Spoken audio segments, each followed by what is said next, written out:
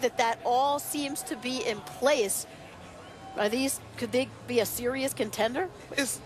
I asked Rex Ryan a question about his quarterback, Tyrod Taylor, and he said, this is a special man before he talked about football.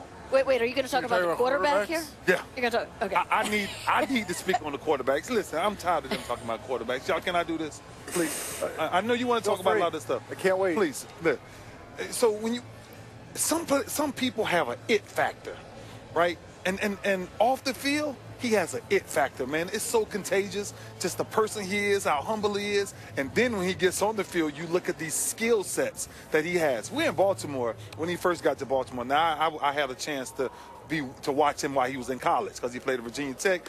We didn't have too many successful days against Miami. But it was this kid, it was this presence, it was this aura that he has. And when he got to Baltimore, I'm like, listen, stay humble and just wait your time. Because when your time comes, man, it's going to be special. And that's what Rex Ryan truly believes he has in this guy. And anytime you have a guy like that you can speak off the field about that type of guy, that's the type of guy you want as a leader for leading your team as the Buffalo Bills. I appreciate you talking about the offense for Rex Ryan, but Rex Ryan doesn't care about offense. All he cares about is defense. So let's talk about the. Let's talk about what really matters. Go ahead. Defense. I think they're contenders if they play the type of defense that Rex Ryan expects and his vision for this team. And like the sack thing, everybody's making a big deal of the third fewest sacks in the league. Sacks might be